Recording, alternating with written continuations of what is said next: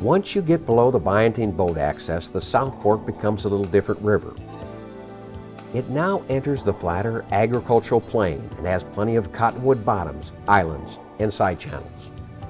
There is good BLM land access on the northern side off Burns Creek Road and Heisey Road all the way to the Heisey Bridge. Private land prohibits access to the southern banks.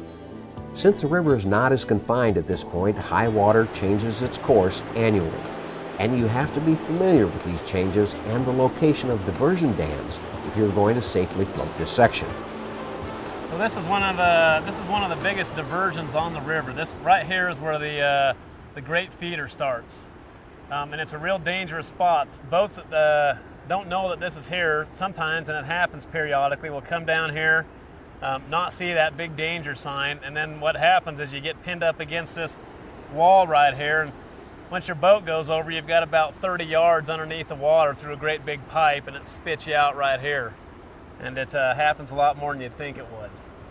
Yeah, it's surprising that more lives haven't been lost here, because a lot of times there's debris in there and they've got to clean this out, but you just flat don't want to be over here. And there's smaller ones too. This isn't the only one. There's a number of diversions, and so you got to be paying attention to where you're going.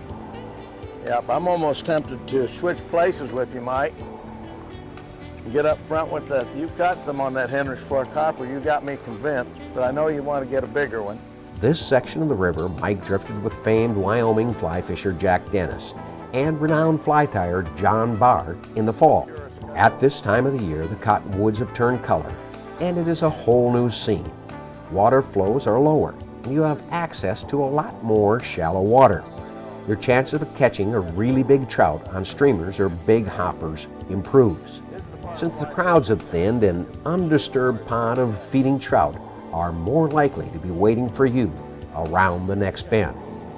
I don't know where people get off talking about cutthroats being gullible and dumb, because I found them to be pretty tough on this river. I think there was pretty a flip. See that emerger rise right there?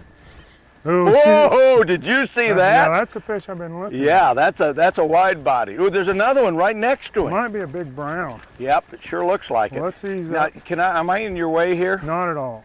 All right. Ooh, see him? Yeah, oh yeah. I got it. Oh, he's just snipping him.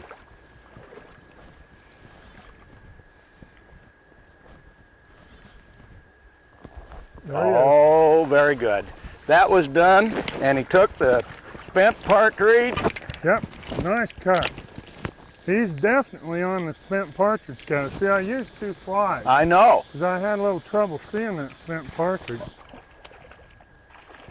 Oh yeah. Okay, I'm gonna come around and hold him up. Oh, This he's a might pretty go one. 17, 18 inches. Oh yeah. I mean, this is what you come to the South Fork for, is a native fish never planted. All right. Yep, I got him. Whoop, he says maybe, Mr. Dennis. Hey, look at that, Michael. That's a beauty. Isn't that a dandy? Yeah, it sure is. Oh, there you go. Here's your fly back. Thank I don't you. want it in my finger. All right. Oh, isn't he beautiful? Look at that cut. Here's a beauty. Pure cutthroat, and that's what we're striving to save here. This is our native fish, the only native trout that we had in the Rocky Mountains. Here we go in the water. He is beautiful. Look at him look at you, Mike. I don't think he likes you. No, he doesn't. Eh, Hey, there right you go. between my legs.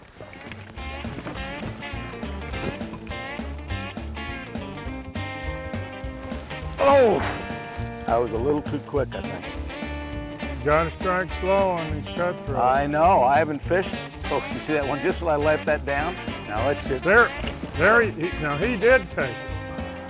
He took the big fly. What can I say? You struck him too hard, too fast. Maybe. You know, I hate to be critical. Because No. I'm the guide, and I don't want Hey, it to cost my I- tip. But you know, I had my chance, Mike. yeah, I had my chance. I think you did. Have you ever heard of the 3-strike rule? I'm out. I am out. I can't believe it.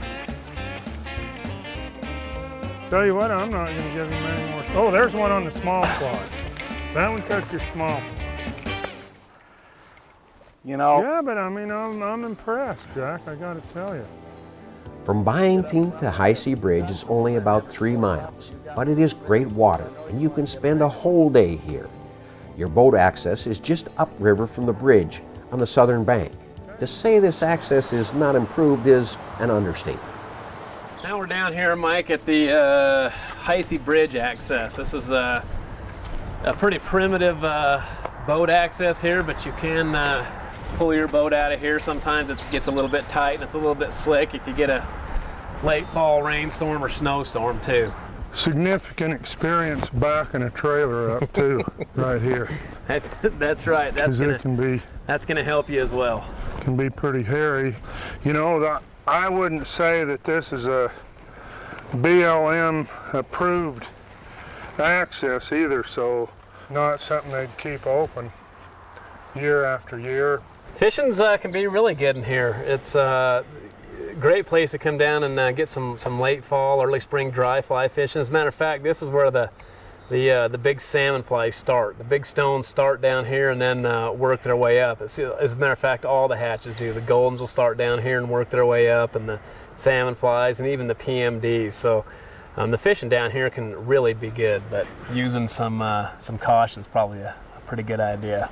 And going with either somebody who's fished before or hiring a guide is the way to see this if you haven't rode it before.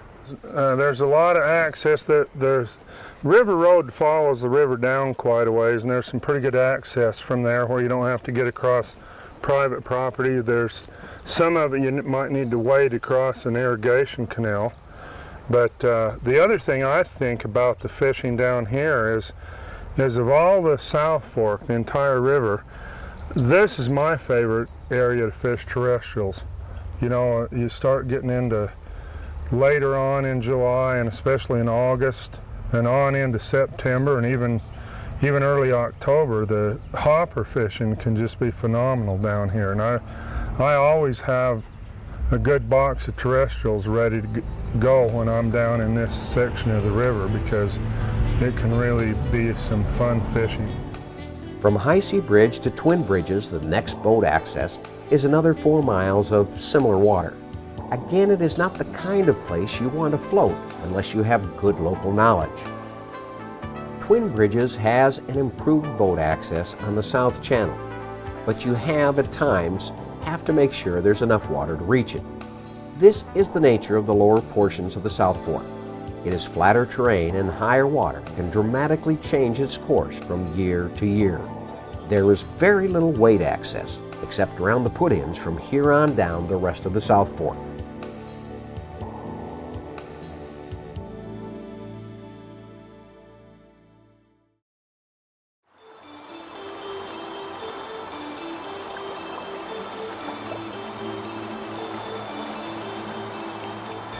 From Twin Bridges down to the next boat access, Lorenzo, is 7.5 miles, and from there to the last South Fork takeout, Manan, is another 8.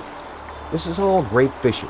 Maybe it doesn't have the numbers of fish you might find up above, but nonetheless, great fishing. Beautiful fish. Look how thick he is.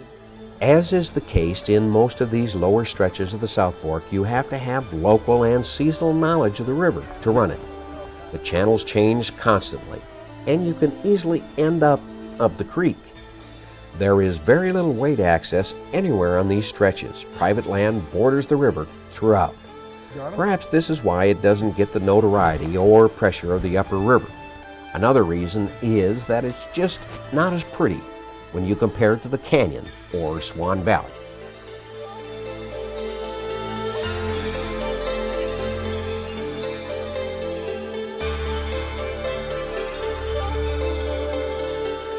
We hope by this point we have given you a real feel for the South Fork and its fishing opportunities.